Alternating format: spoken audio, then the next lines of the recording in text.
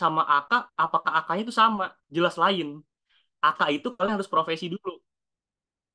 Nah, kalian harus profesi akuntan dan kalian harus menempuh pendidikan selama 1 tahun. Nama pendidikan profesi akuntan.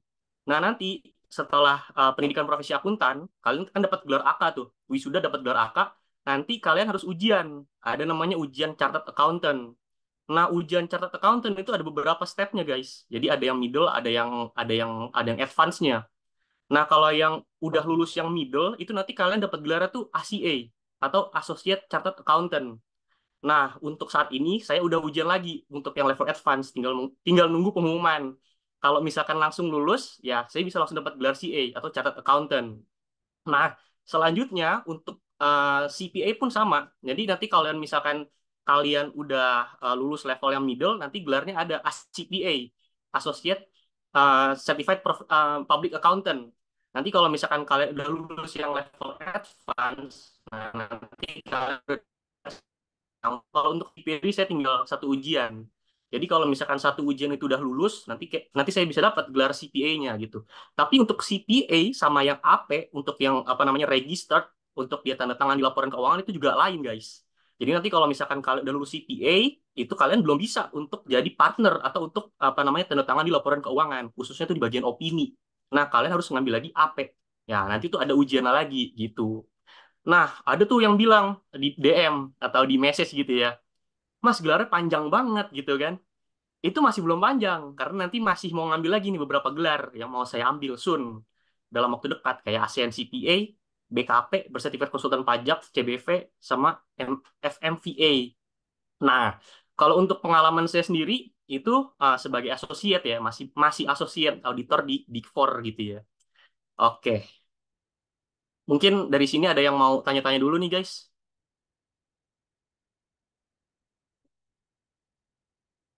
Oke, mungkin nggak ada yang mau ditanya dulu. Kita lanjut aja nih ya.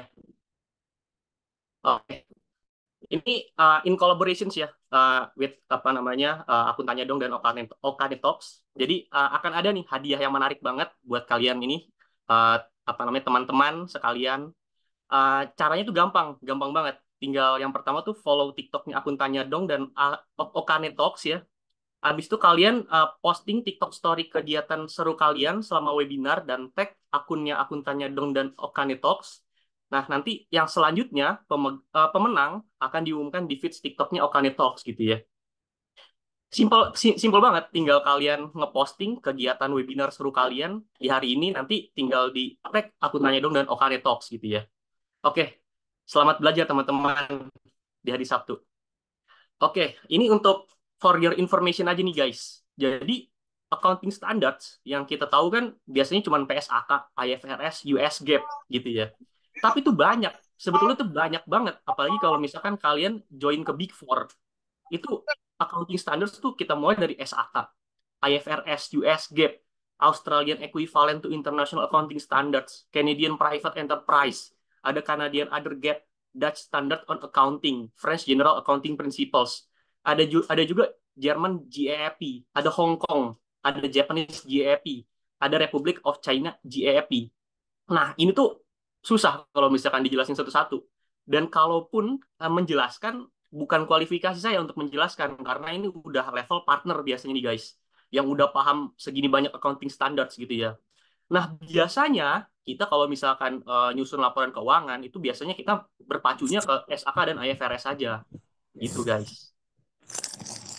Nah, kalau untuk auditing standards, itu kita ada beberapa nih guys. Paling yang kita tahu ada dari SA, itu dari Indonesia ya, Standard Audit.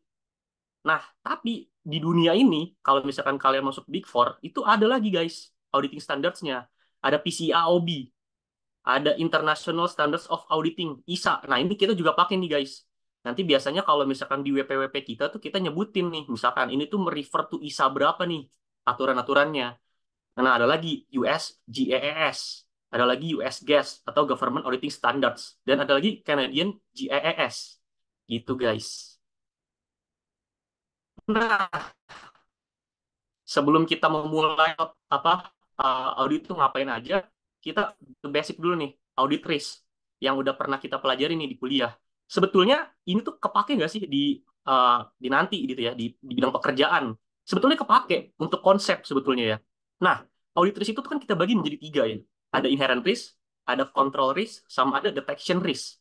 Nah, inherent risk itu apa sih gitu kan? Nah, ini tuh merupakan risiko dasar yang melekat pada setiap transaksi atau aktivitas perusahaan. Misalnya perusahaan yang bergerak di bidang penelitian dan pengembangan memiliki risiko bawaan yang lebih tinggi dibandingkan perusahaan retail. Contohnya, semakin kompleks itu perusahaan, pasti inherent risk-nya atau risiko bawaannya itu semakin tinggi, guys. Kayak misalkan kita di pabrik FMCG gitu ya. Kita misalkan produksi apalah, misalkan botol botol aqua gitu ya.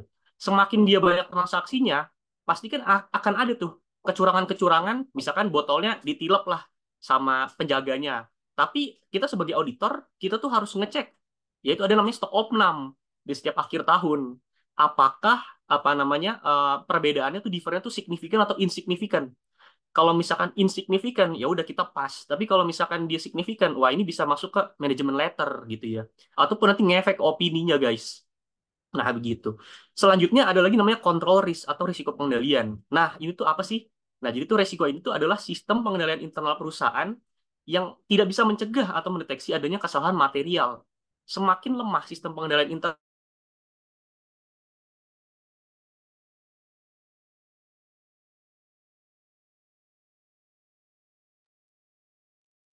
Halo Mas Okane, Mas Aldi. Mas Okane. Kayaknya Mas Aldi keputus ya.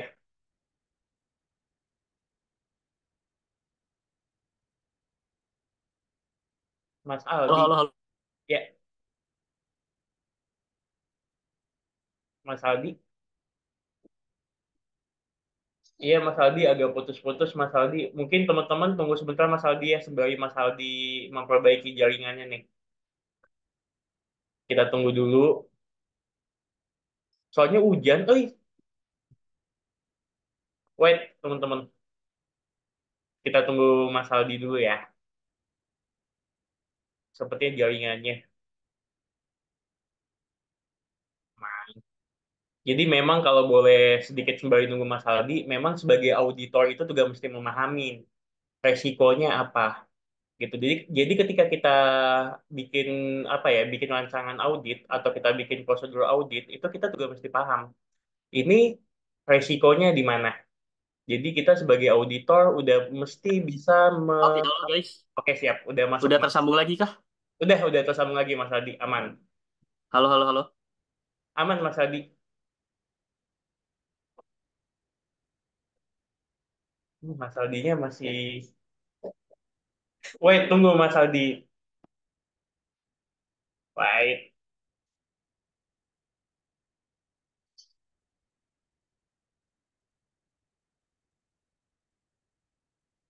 Ya. Mas Aldinya masih ini. Oke, sebagai nunggu Mas Aldi, tunggu ya teman-teman ya, jaringannya nih. Ya, jadi sebagai nunggu Mas Aldi, jadi bisa dibilang ketika kita melakukan rancangan audit gitu ya, atau prosedur audit, ya kita mesti tahu resikonya itu apa, resiko ujungnya. Karena kenapa? Salah satu resiko itu adalah fraud juga nantinya.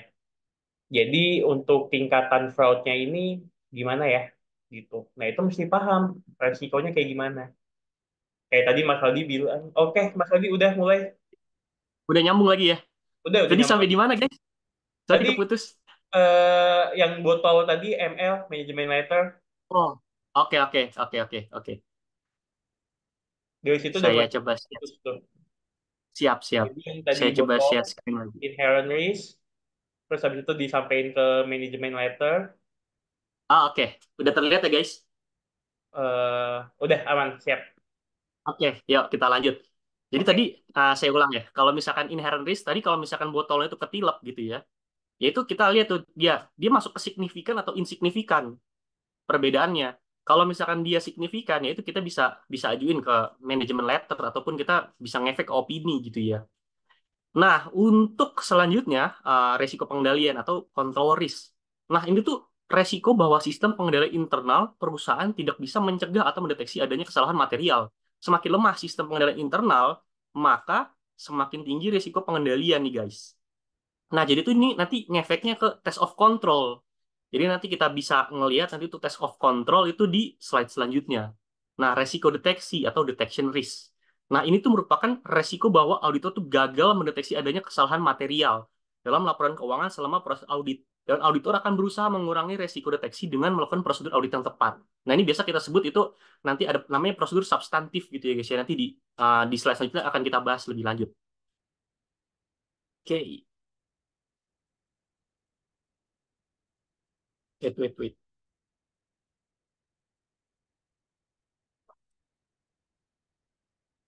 Oke.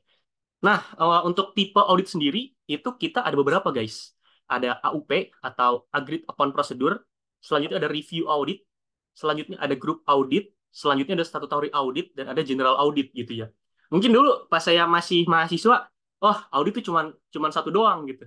Cuman ada year end doang, audit nggak ada macam-macamnya. Nah, begitu saya masuk ke dunia kerja, oh ternyata jenis audit tuh ada banyak guys. Ya ada 5 ini, bahkan mungkin lebih gitu ya. Ya, tapi yang saya tahu nanti misalkan correct me if I'm wrong, cuma ada 5 ini.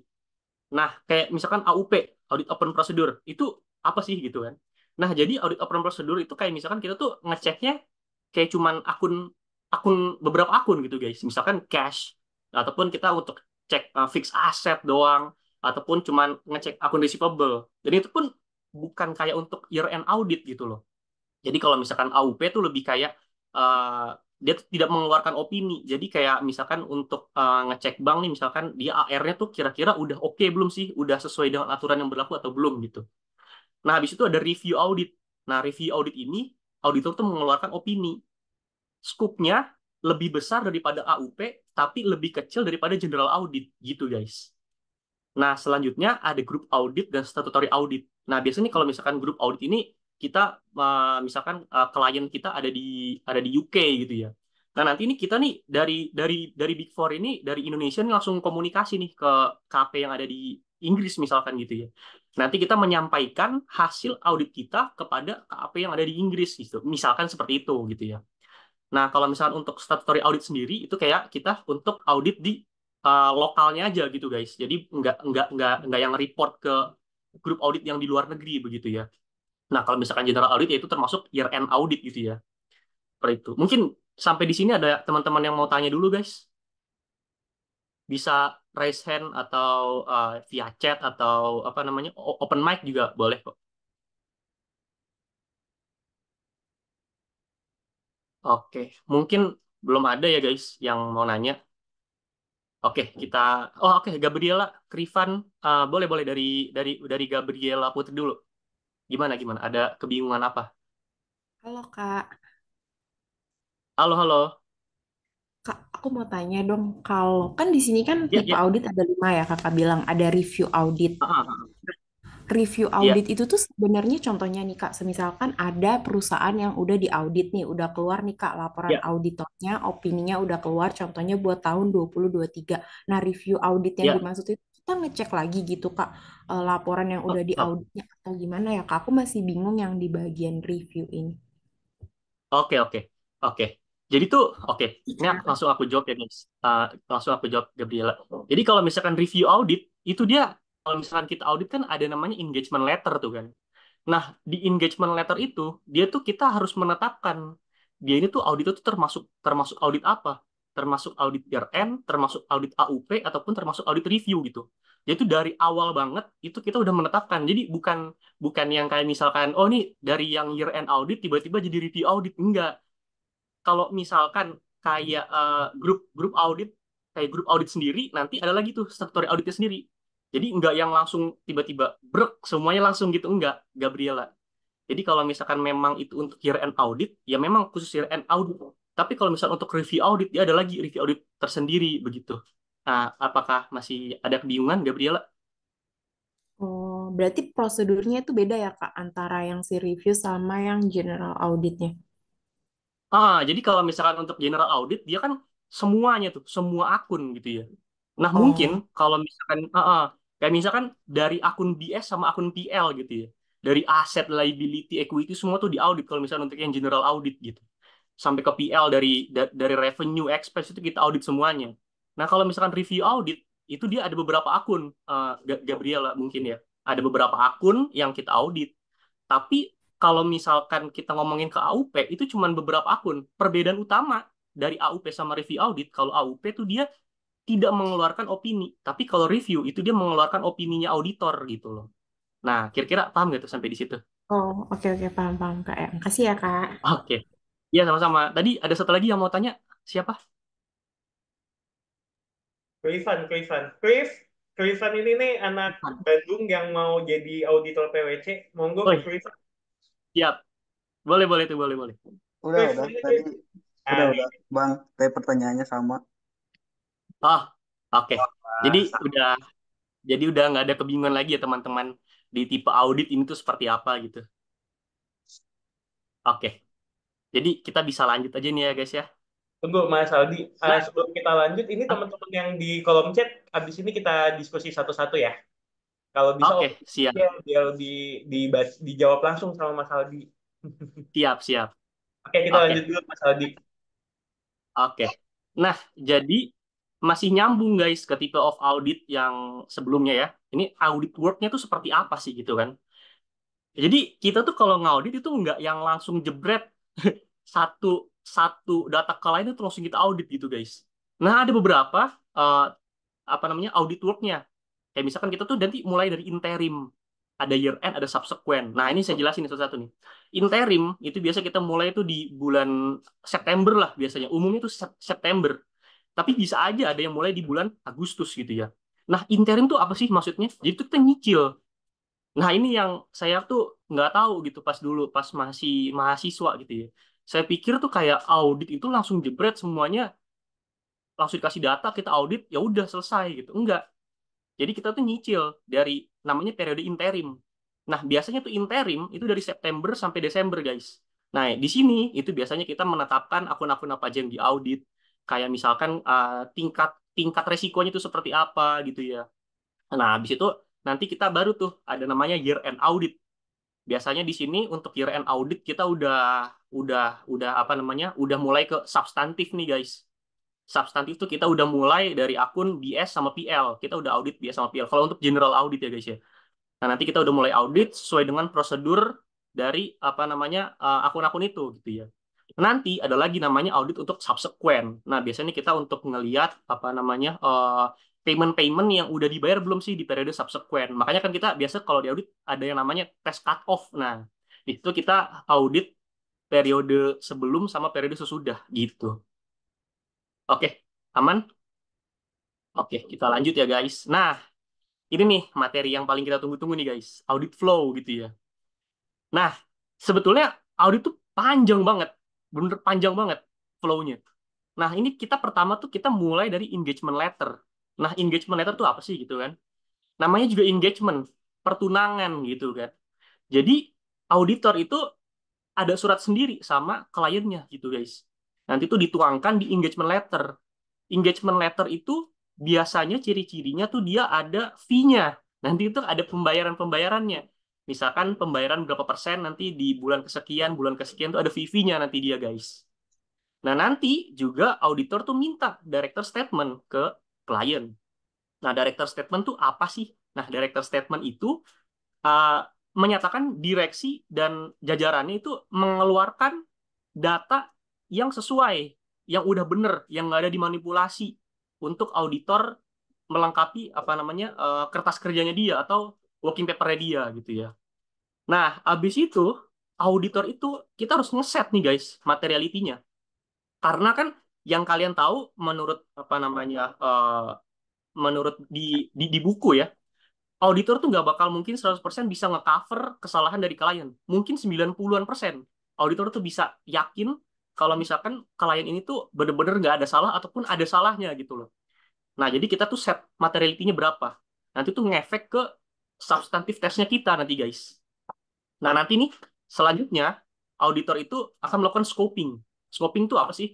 Scoping itu kayak kita tuh menetapkan, guys sorry nih ada suara ketok-ketok, kedengeran nggak ya? Enggak Enggak, ya? enggak kok, enggak. Enggak ya? Ya, Soalnya tetangga sebelah lagi ada apa sih? apa namanya renovasi soalnya guys. Oke, Sorry nih kalau aman, misalkan kedengeran. aman. Oke, kita fokus lagi. Kita tuh apa selanjutnya melakukan scoping tadi. Kita tuh ngeliat nih akun-akun mana aja yang sekiranya dia punya resiko yang signifikan. Kalau misalkan dia punya resiko signifikan, ya itu nanti kita audit. Tapi kalau misalkan dia insignifikan, itu biasanya kita take out. Misalkan dia nggak ada pergerakan nih akunnya. Misalkan untuk bank, untuk bank kalau bank sih rata-rata di audit sih. Paling ya yang kayak CIT contohnya, corporate income tax. Kira-kira nih dia signifikan atau enggak nih si CIT-nya? Kalau misalkan dia signifikan, ya itu kita audit. Kita harus jalanin prosedur audit. Tapi kalau misalkan dia nggak signifikan, ya itu kita biasanya minta working paper klien. Nanti kita tie up lagi ke TB. Kira-kira tuh akunnya udah sama atau belum. Sorry, amount-nya udah sama atau belum gitu ya. Nah, selanjutnya kita tuh Mas request Aldi, data nih. wait Ya, Mas. Saya potong dikit nggak apa-apa ya teman-teman ya. ya nggak apa-apa, nggak apa-apa. Sebelum masuk ke request data, ini teman-teman mesti paham banget audit flow ini dari Mas Aldi. Ngomong-ngomong maksudnya signifikan sama nggak signifikan itu kayak gimana sih Mas Aldi? Oh, Biar oke, teman-teman tuh, biar oke, teman-teman tuh maksudnya paham. Oh ini akunnya signifikan, ini nggak signifikan itu maksudnya apa sih gitu loh. Jadi coba oke, oke, Mas Aldi. Sebelum masuk ke oke. request data ya, masih open scoping. Ya, Ya. siap, siap, siap. Jadi kalau misalkan kita untuk menetapkan signifikan atau tidak signifikan itu kita nanti bisa guys dihitung tuh berdasarkan dari komponen aset, revenue, expense ataupun kalau nggak salah tuh dari equity juga juga bisa dia. Ataupun saya mungkin mungkin salah, tapi rata-rata yang paling sering itu dari revenue dia. Tapi untuk mempertimbangkan dia itu masuk signifikan or non signifikan itu kita perlu lagi konsul ke atasan. Lebih tepatnya biasanya yang ngerjain materiality itu senior, level senior. Nah, nanti senior ini bakalan komunikasi nih sama manajer. Misalkan temuan dari senior tuh seperti ini nih misalkan. Misalkan ngomong ke manajer gini, Pak, ini kita menemukan kalau misalkan untuk klien ini tuh dia lebih besar tuh di revenue. Jadi kemungkinan kita nih bisa set materiality-nya based on revenue nih, based on revenue stream gitu ya. Nanti nih manajer bakalan reassess lagi nih, dia bakalan ngeliat lagi nih kira-kira bener nggak sih ini kerjaannya si si senior ini ataupun dia mempertimbangkan hal lain gitu ya. Nanti dari manajer ini dia bakalan konsul lagi ke partner. Jadi itu udah harus sampai partner level tuh harus benar-benar agree gitu loh. Kalau misalkan untuk materiality-nya ini tuh ditetapkan secara bersama gitu guys. Jadi bukan keputusan sepihak baik itu dari level associate ataupun dari level senior kita langsung ngerjain sehari langsung netapin nih misalkan oh materi ini segini enggak gitu. Nah nanti kalau misalkan fungsinya tuh di materi itu tuh apa sih, misalkan nih kita menetapkan misalkan misalkan aja nih ya guys ya, misalkan di akun di materi yang kita set itu di 5 juta misalkan 5 juta rupiah gitu ya, misalkan kita menemukan perbedaan nih di akun cash and cash equivalent ada different misalkan sebesar 7 juta. Nah itu 7 juta itu material. Material ini harus kita komunikasikan ke atasan kita, ke senior ataupun ke manager level. Nanti gimana considerationsnya dia gitu loh. Karena kan nanti tadi saya bilang ya, bakal nyambung lagi ke manajemen letter dan bakal nyambung lagi ke apa namanya opini bisa. Tapi kalau misalkan kita menemukan misalkan apa namanya perbedaan karena foreign exchange itu cuman 3 juta nih misalkan. Nah, ini bisa kita pas gitu ya. Tapi rata-rata nggak bisa ngepas begitu aja. Kita harus minta namanya apa namanya notes dari klien. Misalkan kita nanya nih ke klien, Mas, ini kok bisa sih ada different 3 juta. Tapi kalau misalkan data yang kita punya tuh harusnya tuh segini gitu loh. Nah, nanti kita tulis tuh di bawah kertas kerja audit kita atau di WP kita. Misalkan perbedaan disebabkan karena foreign exchange terhadap bank ini gitu. Nah, jadi kurang lebih seperti itu gambaran materiality. Nah, Atau kalau selanjutnya saya boleh, oh ya, ya kalau saya boleh nambahin dikit ya teman-teman ya. Jadi materiality yang itu kayak misalkan pendapatan kita 1 juta, pendapatan 1 juta. Tapi kalau misalkan kita hilang duit 1.000, ya itu nggak material gitu ya Mas Aldi ya. ya Nggak betul banget, Mas. gitu. Tapi kalau uang kita 1 juta, dapat duit 1 juta, tapi hilangnya 300.000, ya mungkin material bagi kita. Nah kayak gitu Nah, sih gitu guys. teman. Maksudnya Mas Aldi itu gak. Yuk lanjut Mas. Iya. Oke, jadi untuk differentnya itu, kalian kalau misalkan di bawah materiality, yang nggak usah kalian pikirin banget gitu. Jadi kan karena tugas audit itu banyak banget, panjang banget. Kalau misalkan yang di bawah materiality, ya udah kita bisa pas ataupun kita bisa communicate lagi ke atasan kita, nanti kita bisa tulis notes di apa namanya di working paper kita. Kenapa bisa terjadinya different itu gitu. Kalaupun nanti apa namanya different itu di atas materiality kita, nah itu yang baru kita harus komunikasikan gitu. Nah selanjutnya nih kita nih request ini ada yang coret-coret, boleh ini ya guys, jangan dicoret-coret. Thank you. Oke, selanjutnya kita request data nih ke klien. Nah, biasanya kalau di KP-KP itu ada yang sebutnya PBC atau CAP. PBC itu apa sih? Prepare by Client.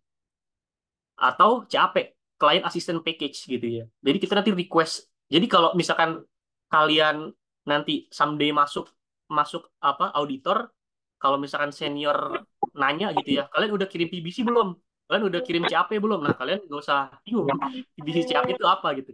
Itu kita request data ke klien. Misalkan nih, untuk akun cash misalkan kita request data kayak misalkan bank statement itu kan udah pasti gitu ya.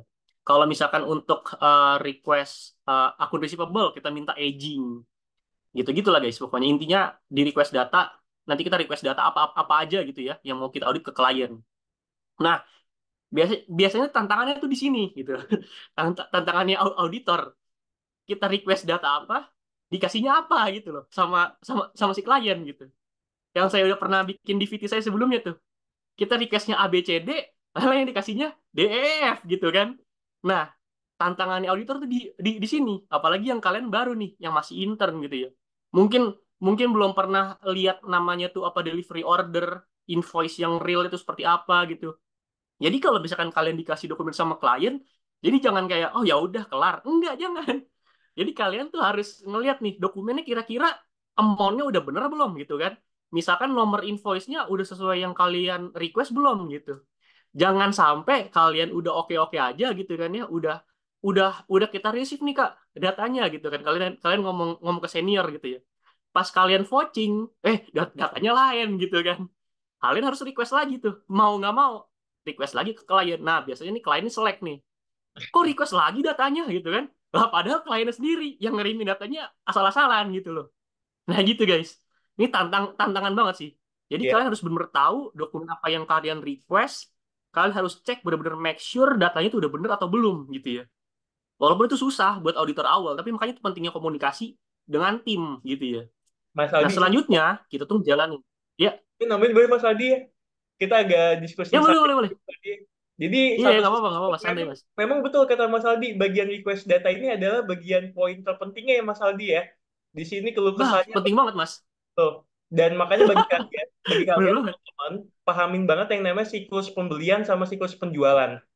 Kan mungkin bagi kalian kan nggak kayak tadi Mas Aldi bilang mungkin kalian belum pernah lihat invoice, DO, PO dan sebagainya. Tapi untuk menjadi invoice itu ada tuh siklus pembeliannya kayak gimana, siklus penjualannya gimana, ada Betul. PST, ada surat jalan, ada SPK, surat perjanjian kerjasama, itu angkanya tie up nggak masing-masing gitu kan. Nah Ah itu betul betul. kalian mesti lihat di audit, jangan sampai ngasih ke senior, ya udah tapi invoice-nya doang. Terus PO-nya mana, ininya mana. Nah itu kalian mesti, Betul karena betul. karena semua dokumen itu di dalam audit itu bercerita gitu ya.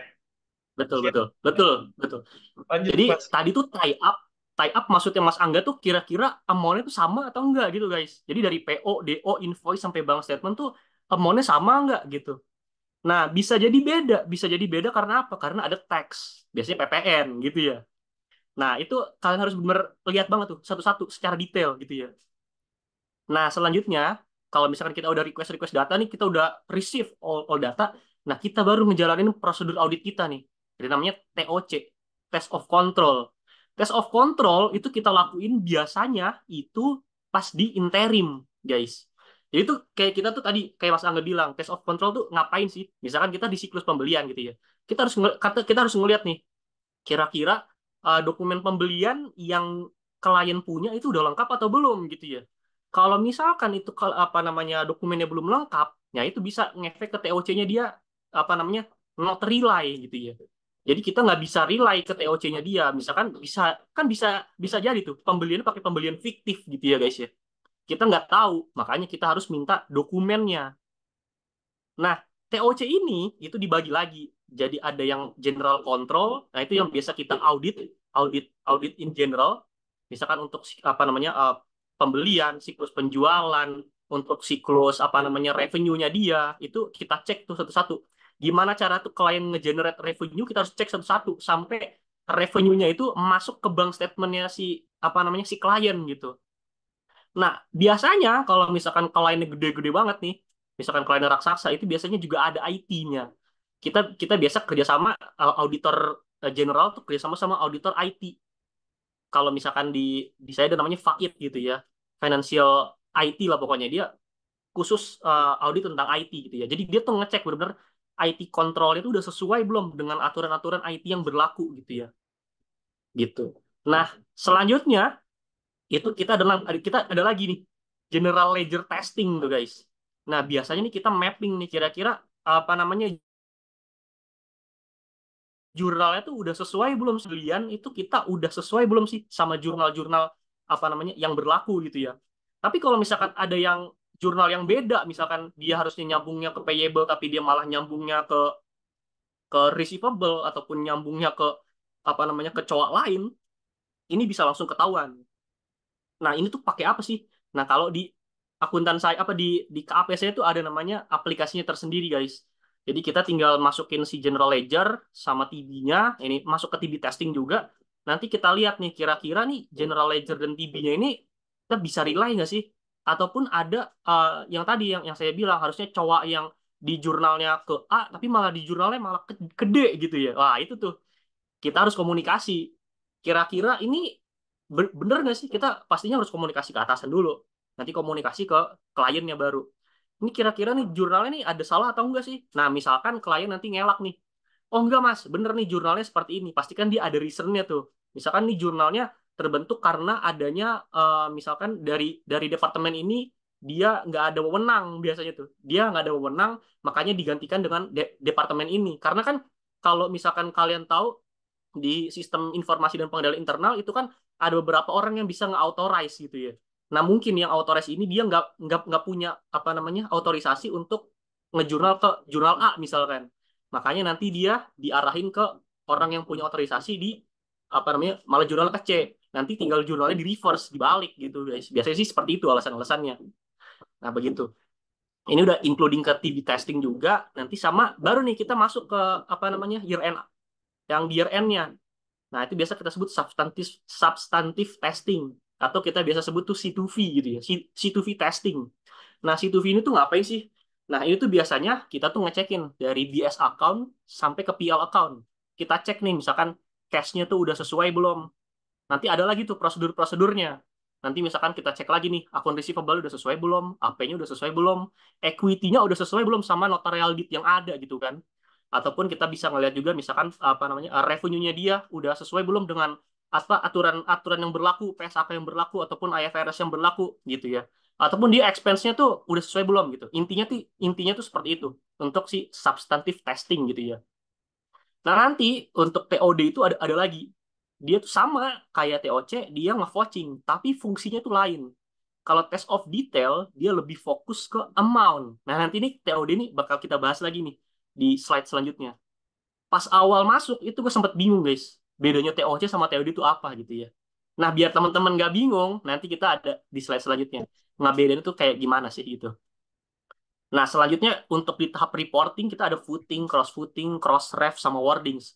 Footings tuh biasa, kita ngitung tuh pakai kalkulator gitu ya. Ngitung pakai kalkulator ke bawah, cross footing kita ngitung ke samping kira-kira tuh amount-nya udah sesuai belum sih sama apa namanya amount yang mau kita kita kita rilisin reportnya nanti. Ada lagi namanya cross ref, nanti kita harus apa namanya cek dari notes notes yang di bawah nanti nyambung ke apa namanya yang ke atas tuh BSPL-nya di notes-notesnya udah sesuai belum sama kita harus cek wordings-nya nih kira-kira ada typo nggak sih nih si wordings-nya ini gitu. Nah, nanti ada takeout report. Takeout report tuh kayak misalkan untuk akun cash and cash equivalent misalkan itu udah sesuai sama WP-nya gitu. Nanti misalkan amount cash and cash equivalent 1 juta itu udah represent yang kita kerjakan di WP kita. Nah, itu bisa di takeout report tuh guys. Nanti selanjutnya kita ada namanya representation letter. Nah, ini biasanya tuh yang bikin auditor. Tapi apa namanya kopnya tuh kop klien gitu. Gitu. Jadi ini intinya representation letter tuh dia ngomong kalau misalkan kalau data yang apa namanya yang udah client provide itu udah sesuai dengan aturan yang berlaku, PSAK yang berlaku, mungkin IFRS yang berlaku gitu. Tapi nih ya saya nggak tahu lah mana yang benar antara auditor yang harus bikin ataupun klien yang harus bikin gitu. Tapi ya ya mungkin mungkin auditor ngebantu bikin, klien pun juga ada ngasih masukan ke kita sih. Misalkan yang ini nih kayak begini gini gini harusnya nanti auditor bakalan revisi gitu. Nah, kalau misalkan untuk di manajemen letter itu biasanya tadi kita menemukan nih apa namanya kayak misalkan untuk akun-akun akun-akun yang different-nya gede-gede, misalkan kita udah dapat approval dari manager, dapat approval dari partner, itu kita bisa masukin ke manajemen letter kalau misalkan untuk pembetulan-pembetulannya gitu guys. Nah, selanjutnya itu ada archive soft file. Nah, ini biasanya kalau misalkan kita udah selesai audit, biasa kan kita kalau di auditor tuh sering banget ditanya tuh guys bulan-bulan Maret, rilisnya kapan gitu kan. Nah, itu tuh biasanya nanti kalau udah rilis itu kita archive nih, archive soft file. Archive soft file itu kita nge-archive apa sih? Kita tuh nge-archive working paper kita. Entah itu working paper, entah itu misalkan apa namanya dokumen-dokumen lainnya yang berhubungan sama audit, tapi ke soft file. Jadi kalau misalkan di KAPC itu ada apa archive untuk soft file. Mungkin dari teman-teman saya yang pernah kenal itu untuk yang KAP lain mungkin yang dari KAP lokal itu nggak ada archive soft file. Biasanya dia mungkin di archive-nya bisa di laptop masing-masing gitu ya. Ataupun nanti bisa di archive nanti dengan cara di print gitu ya si working paper-nya gitu. Nah, saya kurang kurang tahu nanti mungkin dari teman-teman yang KAP lokal bisa bisa ngasih apa speak up gitu lah. Mas Aldi, Oke, untuk selanjutnya ya, sebelum itu, untuk archive soft file ini saya setuju sih sama Mas Aldi gitu kan. Kadang KP lokal cuma ya, di laptop masing-masing gitu kan, bahkan laptop pribadi iya, biasanya gitu kan. Mungkin betul betul. kalau Big Four mungkin beda treatment. Nah, untuk penamaan file itu ada di Big Four itu ada ini nggak sih Mas? Ada khususnya nggak sih Mas? Penamaan Ada file-file. ada. Oh, emang di Pasti. standarisasi ya? Iya, jadi ada penamaan khususnya nih. Misalkan klien apa, nanti misalkan akunnya apa nih. Misalkan kita mau audit apa namanya klien Danon misalkan Danon nih. Ini misalkan ya guys ya, misalkan. Iya. Misalkan itu Danon nanti strip apa, itu audit periode tahun tahun berapa, strip lagi, nanti itu nama akunnya apa. Kalau misalkan cash and cash equivalent itu biasa kita sebut akun C itu. C Oh, titik cash and cash equivalent begitu guys kurang kurang biasa lebihnya jadi itu harus bener rapi terstandar dan terstruktur semuanya jadi kalau jadi biasanya nggak iya jadi nggak boleh ada nama-nama yang aneh-aneh gitu jadi kalau udah ada bakunya standarnya gitu. oke, kalau di kita biasanya Mas dulu saya juga pernah kerja di audit lokal Ah, gitu ya. Jadi kita tuh iya biasanya iya WP misalkan penamaan filenya teman-teman di Excel gitu misalkan iya cash dan equivalent cash new, cash dan equivalent cash update, cash dan itu new update. Ini yang nah paling. Jadi nah pas itu ditanya pas ini yang mana yang paling baru? Nggak tahu yang mana. Ketika nah angkanya itu nah cek itu sama report ya ini yang mana ya angkanya ya? Aduh bingung. ah, Itu lucu nah suka itu suka audit memang. iya sih jadi kita tuh kalau di KP yang udah besar tuh nggak bakal mungkin ada kayak begitu guys jadi kalau misalkan kita upload ke sistemnya kita itu udah pasti yang finalnya gitu. Nah, oke, kita kita lanjut lagi ya guys ya. Lanjut mas, Nah, lanjut ke mas. rilis finance. Ya oke oke. Jadi kita lanjut ke rilis financial statement. Rilis tuh apa sih? Biasa kan ditanya tuh sama teman-teman, bro, kapan rilisnya? Bro, kapan rilisnya? Nah, rilis itu kalau misalkan kita udah megang si financial statementnya tuh, udah di print out gitu ya, udah keluar lembar opininya dia. Nah, kalau misalkan teman-teman lihat kan, kalau misalkan teman-teman buka di apa namanya IDX gitu ya, kalian mau buka BBRI misalkan Bank Rakyat Indonesia gitu ya, itu pasti ada tuh nomor opininya. Nah, itu biasanya udah rilis tuh biasanya. Jadi kalau misalkan rilis tuh patokannya udah ada keluar lembar opini sama udah bisa dicetak hard file-nya begitu. Nah, selanjutnya ada lagi nih archive hard file ini guys. Jadi tuh ada soft file, ada hard file yang kita archive gitu ya. Nah, hard file ini tuh kayak apa sih? Nah, contohnya surat pernyataan direksi. Contohnya lagi kayak apa namanya original reportnya itu harus kita archive. Habis itu ada lagi biasanya itu subsequent event itu harus kita archive juga. Sama konfirmasi. Yang penting dan yang paling terpenting itu konfirmasi bank. Kalau di kita tuh konfirmasi bank yang kita kirim mau itu sampai ratusan biasanya itu pernah sampai 100 200 300 tuh pernah ngirimin konfirmasi bank dan itu kita harus benar maintain itu tuh balik ke kita gitu loh baik hard file maupun soft file jadi kita ada Excel tersendiri gitu ya untuk komunikasi antara auditor sama kliennya. Bahkan nanti klien tuh bakalan ngebantu auditor untuk nge-follow upin ke satu-satu ke cabang-cabang yang dia punya gitu. Kayak misalkan kita pernah teleponan bareng sama sama klien sama si cabangnya gitu ya. Jadi si klien itu untuk ngebantu auditor juga karena kalau misalkan itu si apa namanya konfirmasinya nggak balik ya itu kita nggak bisa rilis gitu loh. Kurang lebih kayak begitu. Sepenting itu karena jadi untuk hard file tadi itu aja sih untuk yang di archive. Nah, biasanya kalau misalkan udah kita sending original financial statement tuh ke klien tuh guys. Ya, nanti kita komunikasi, Pak, ini untuk original financial statementnya udah kita selesai audit, nanti akan kita kirim nih misalkan. Nah, nanti kita kirim biasanya kita ada bagian-bagian mailingsnya sendiri lah. Kalau di KP-KP besar, cuman kalau di KP lokal saya kurang tahu gitu ya.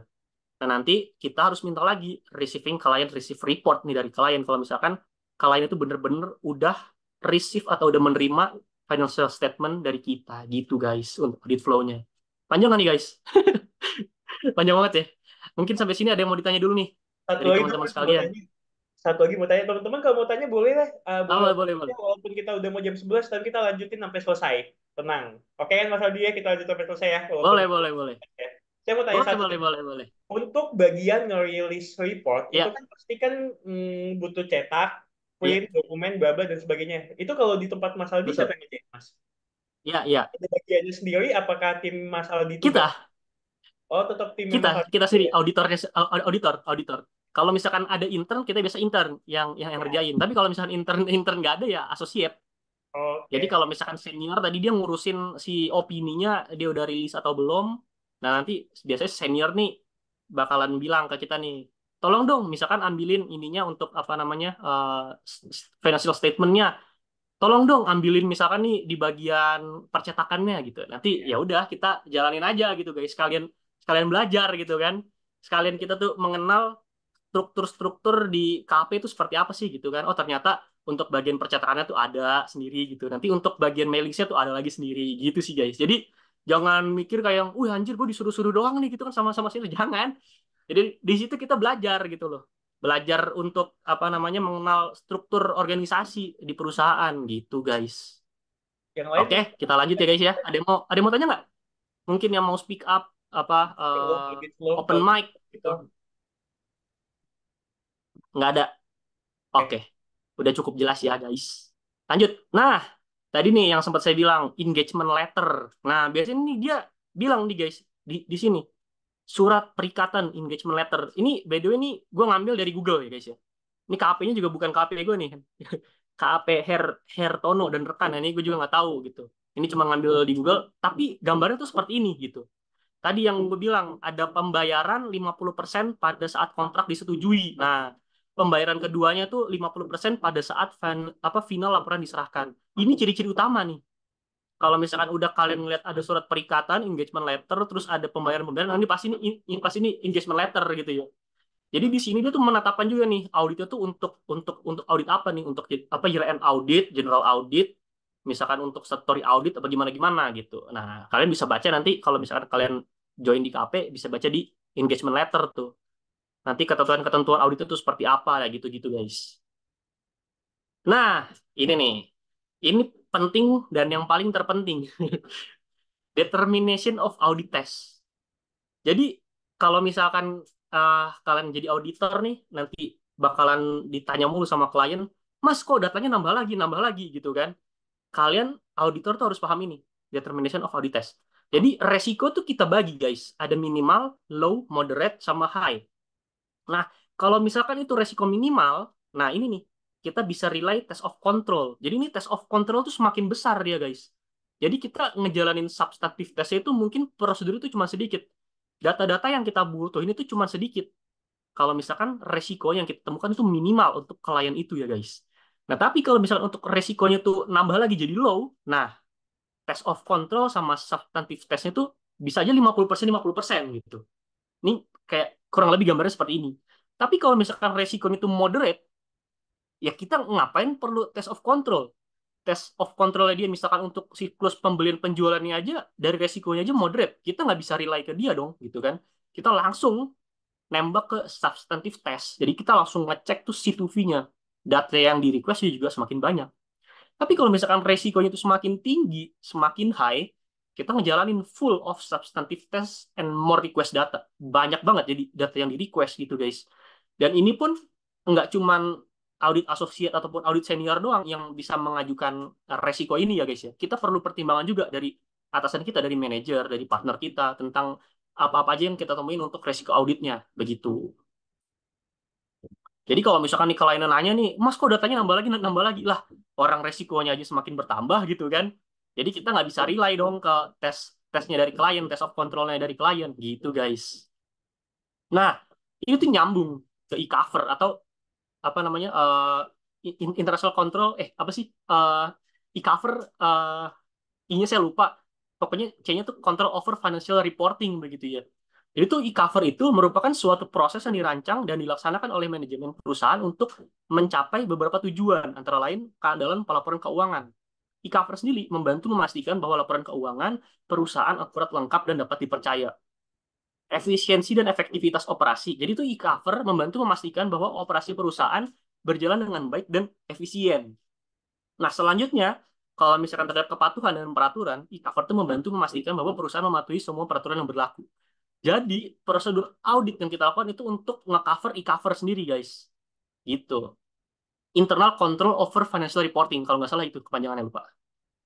Nah, mengapa sih itu e-cover penting? Ya karena ini, kita nggak mau kejadian. Kayak misalkan di kasusnya Garuda Indonesia ya, ada window dressing laporan keuangan 3,6 triliun dan pengadaan pesawat Bombardier tipe CRJ itu. Sebesar kalau misalkan kita rupiahkan 419 miliar. Dan kita nggak mau terjadi lagi ada kasus kayak Jiwasraya dan Asabri.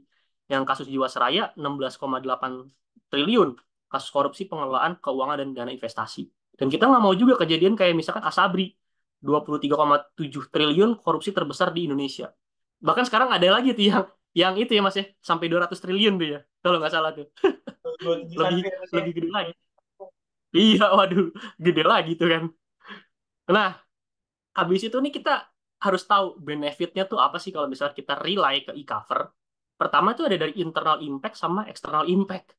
Kalau dari internal impact, nah itu dasar SPD terkait internal control. Nanti dasar SPD itu kita lihat di slide selanjutnya. Sama mendukung good corporate governance untuk tata kelola perusahaan yang lebih baik. Selanjutnya mendukung implementasi kebijakan pelaporan keuangan. Selanjutnya mendukung implementasi aktivitas internal control. Nah, kalau misalnya untuk external impact, yaitu dari auditor sendiri, mendukung adanya test of control tadi, guys. Jadi test of control itu untuk nge-cover e-cover gitu ya. Selama membantu external auditor dalam menentukan area audit atau scope audit apa aja yang mau diaudit. Selanjutnya meningkatkan kepercayaan pemangku kepentingan, kayak misalkan investor, kreditor, ataupun apa namanya pemangku-pemangku kepentingan yang lainnya yang berkewajiban terhadap perusahaan tersebut. Begitu. Nah, ini nih contoh dari apa namanya director statement, surat pernyataan direksi. Di sini kalian bisa lihat nih guys, mana ya tadi? Oh ini, surat pernyataan direksi nih guys. Ada di sini terstate surat pernyataan direksi. Nah, yang paling penting dan yang paling terpentingnya itu adalah di sini guys. Direksi atau kami bertanggung jawab atas sistem pengendalian internal dari PT Bank Rakyat Indonesia BRI, Persero, TBK dan entitas anaknya. Di sini juga auditor itu harus tanda tangan. Jadi kalau misalkan auditor sewaktu-waktu nanti diperiksa misalkan sama OJK misalkan terkait bank ini, kita udah punya kok surat pernyataannya, surat pernyataan direksinya. Kalau misalkan dokumen yang kita audit itu tuh udah bener-bener si apa namanya direksi ini tuh apa namanya mengeluarkan mengeluarkan data yang benar dan tidak ada manipulasi, begitu. Jadi ada istilah itu kalau di audit tuh not documented, not done gitu guys. Jadi apa aja yang didokumentasi itu harus harus harus ada gitu ya. Kayak misalkan nih kita harus benar-benar ada director statement. Kalau nggak ada director statement ya itu balik lagi ke auditor yang nanti bakalan jadi bumerang buat dia gitu. Nah, udah selesai guys. Thank you. Nah, don't forget to follow us apa on TikTok nih tadi ada Okane Talks dan akun tanya dong gitu ya. Oke, mungkin itu saja teman-teman. Apakah ada yang mau bertanya, berdiskusi, ngasih masukan, saran, ataupun hal lainnya bisa di kolom komentar atau bisa raise up di apa open mic. Thank you. Oke. Jadi kalau boleh sedikit menambahin dari presentasinya Mas Aldi, mungkin untuk klien itu tanggung jawabnya sebatas di laporan keuangan sama pengendalian gitu ya Mas Aldi ya. Tapi Betul, betul, betul. untuk auditor tanggung jawabnya hanya sebatas opini yang dikeluarkan gitu. Iya, Jadi kalau ada laporan keuangannya salah, ya itu dari kliennya karena mereka yang iya. mengeluarkan gitu. Tapi auditor sebatas di opini gitu teman-teman. Oke teman-teman kalau ada yang mau tanya silakan open mic.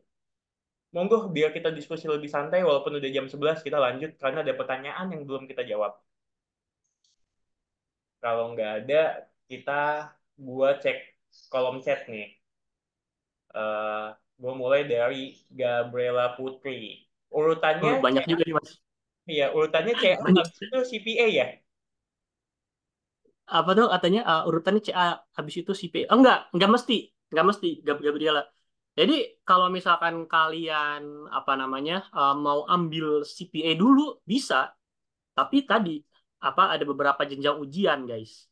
Jadi kalau misalkan kalian nih tergantung kalian mau prefernya jadi apa? Jadi external auditor, jadi manajemen perusahaan, ataupun jadi apa namanya akuntan perusahaan di bidang apa namanya manufaktur itu lain. Kalau misalkan kalian mau jadi general accountant, kalian wajib ambil CA. Tapi kalau misalkan kalian mau jadi partner, mau berkarir di bidang akuntan publik, CPA wajib. Tapi kalau misalkan kalian mau ambil yang di bidang manufaktur, ada tuh dari IAMI kalau nggak salah, CMA kalau nggak salah ya, Ya. Certified Management Accounting kalau nggak salah. Nah itu kalian bisa cek tuh di websitenya IAMI gitu guys. Oke, lanjut Mas Aldi dari Maya nih. Yup. Sebanyak gelar yang harus kita punya buat jadi akuntan yang profesional ya Kak? Atau standar aja buat kerja sebagai akuntan? Jadi intinya semakin banyak gelar itu apakah semakin Ya, profesional? betul. Jadi kayak misalkan kita bisa nge-compare nih guys. Kayak misalkan saya punya gelar FTRSA. Misalkan pas kemarin Someday itu saya pernah handle untuk apa namanya ngitung apa namanya testing untuk goodwill kalau nggak salah. Jadi kayak kita udah langsung tune in gitu loh. Oh ini saya pernah belajar nih untuk apa namanya apa testing goodwill. Jadi nggak yang mulai dari nol gitu.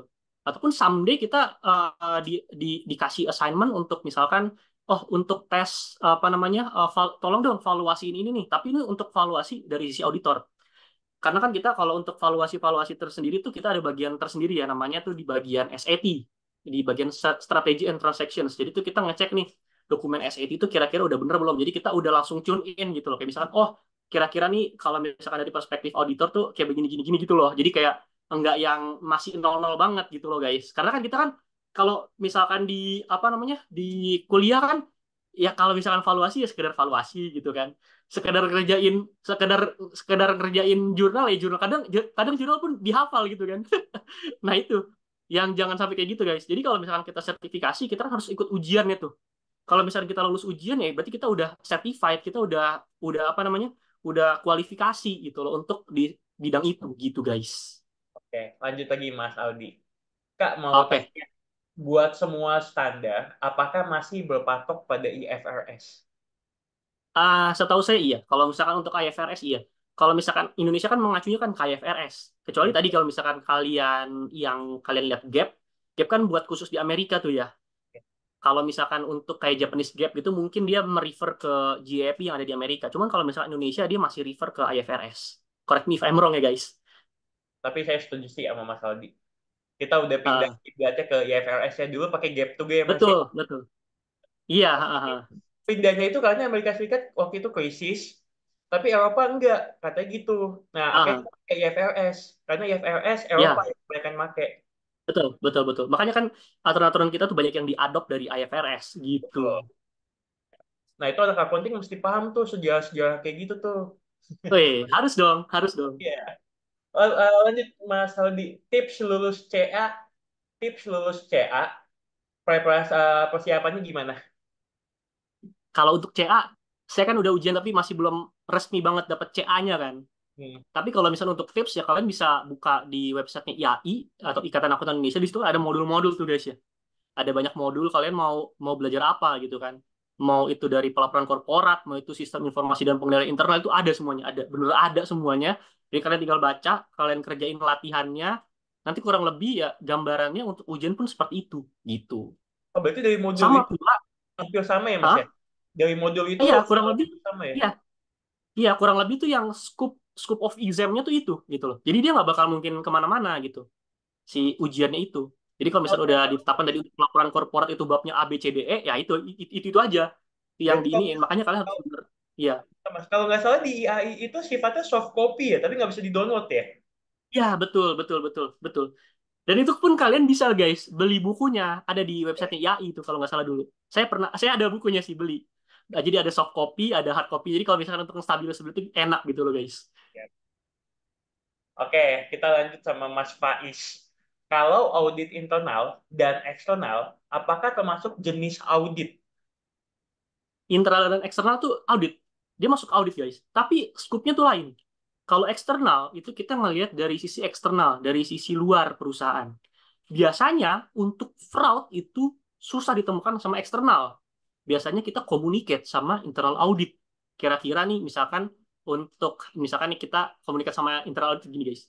Misalkan untuk akun-akun ini kira-kira dari internal audit ada nggak sih supporting dokumennya yang bisa kita lihat atau kita review untuk menunjang working paper kita gitu. Tapi kita nggak boleh 100% rely ke internal auditor. Karena kita juga punya independensi sendiri kan. Kita punya testing sendiri, internal auditor punya testing sendiri gitu. Tapi rata-rata kecurangan itu biasa ditemukan sama internal audit gitu. Jadi kalau misalnya internal audit itu dia biasanya misalkan nih di perusahaan Danon gitu, misalnya Danon lagi gitu. Si Danon ini internal audit biasanya cuman kunjungan ya ke perusahaan-perusahaannya dia doang gitu guys. Misalkan Danon yang ada di Jakarta, Danon yang ada di Subang, misalkan Danon yang ada di mana lagi. Nah itu. Jadi lingkupnya khusus di perusahaan Danon aja. Tapi kalau misalkan kita di external audit, kita bisa belajar banyak. Makanya kan di VT saya bilang, kalau misalkan kalian jadi external audit, itu jangan melihat gajinya, tapi experience-nya gitu. Kalau misalkan kalian dari external audit, kalian bisa bisa aja ke misalkan perusahaan Pertamina gitu kan. Bisa aja nanti ke perusahaan misalkan ke Coca-Cola gitu. Misalkan kalian nanti belajar lagi di perusahaan tambang gitu. Tambang batu bara, tambang emas, macam-macam guys. Jadi ilmu yang kalian dapat beda-beda. PSAK juga yang kalian terapin juga beda-beda. Gimana perlakuan terhadap akun beda-beda juga begitu. Ya, setuju banget sih memang sama Mas Aldi, betul. Heeh. Jadi kalau mau agak sedikit lebih bahasanya apa agak lebih gampangnya internal audit itu ya karyawan perusahaan itu sendiri gitu. Tapi kalau Betul, betul. external audit adalah orang yang kita bayar untuk ngasih jasa, jasa opini, jasa Betul. audit. Nah, itu audit eksternal gitu. Makanya betul Mas Aldi, jadi gue suka bilang kalau kalian lulus kuliah accounting coba banget di ke audit eksternal. Coba 2 tahun, Yap, 3 tahun ngerasain peak seasonnya deh, dua agree. kali atau 3 kali. Wah itu enak banget, sumpah. Mumpung masih muda ya Mas Aldi ya. Tipes ya, Mas? Iya. Iya. Dari Jumat ketemu Jumat di kantor, ya enak banget, sumpah. Dan itu biasanya gini, Iya. satu sisi selain 24/7 sama tim. tuh, selain ngasah hard skill-nya, itu soft skill kayak komunikasi, negosiasi, minta data ke klien, ngebujuk klien, gimana, itu ada di audit eksternal. Sumpah, makanya ilmunya banyak Iya, banget. bener. Agree, setuju banget. Setuju Iya, banget. gitu. Jadi, Setuju ibu, banget. ini gimana ibu? Saya mau minta data ini dong. Ah, belum Pokoknya tuh bisa. kalian Ya, kayak gitu-gitu ah, lah. Ya, Mas Adi, mau kalian Mas. tuh pokoknya Ya, belajar iya guys, belajar gimana cara orang orang tuh beda-beda guys intinya. Ada misalkan ibu-ibu yang jutek banget. Nah, itu ya. tuh gimana tuh cara nge-solve data ke dia tuh gitu kan.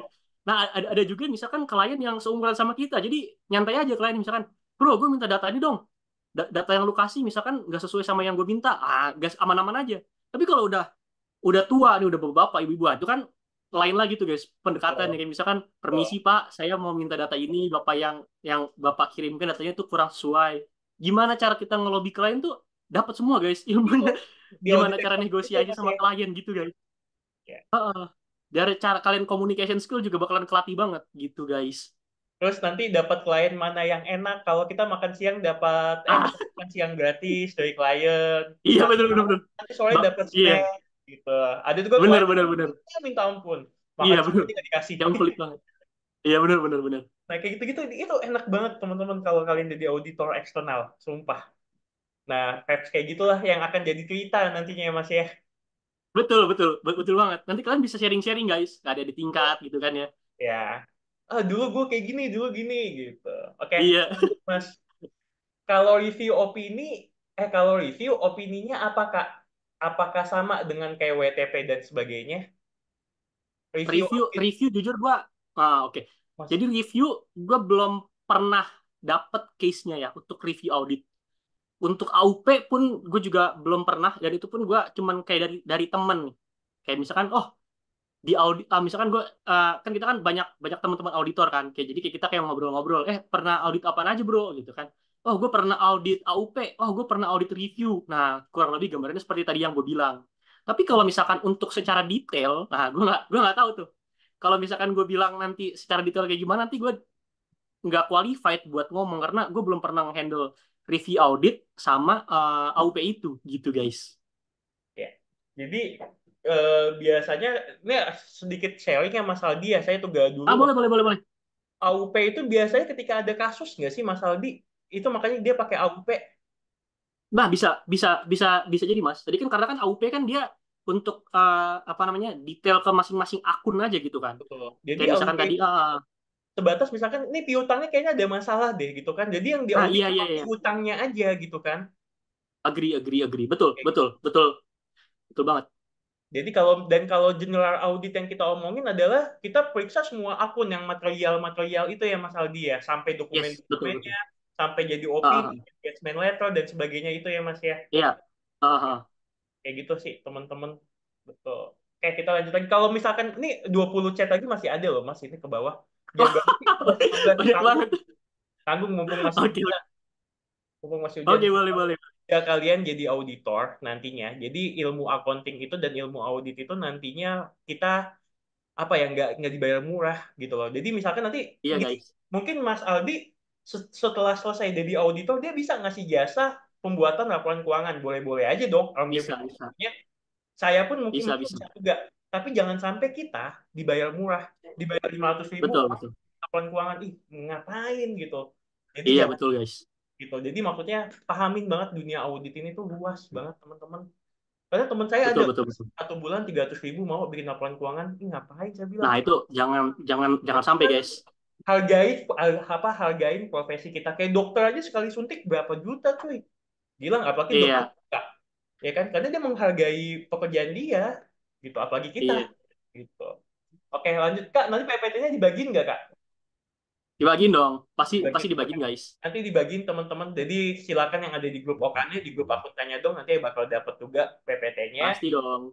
Lanjut tingkat materiality kan tingkat materiality memang klien bisa ditanyakan juga. Oh bentar, bisa nggak si klien ini merekomendasikan materiality-nya sekian? Nggak bisa. Sama sekali nggak bisa. Klien nggak bisa ngotak-ngatik materiality kita.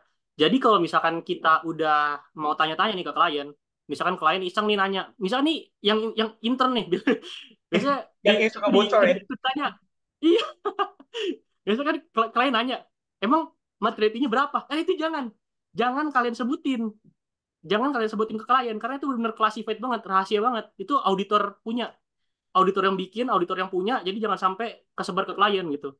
Karena kan kita apa-apa tuh nembaknya ke materiality gitu loh. Signifikan or non signifikan ke materiality gitu. Jadi jangan sampai klien tuh tahu, benar-benar classified banget kalau si materiality itu guys. Gitu. Dan biasanya bocor memang dari anak-anak magang nih, anak-anak intern nih.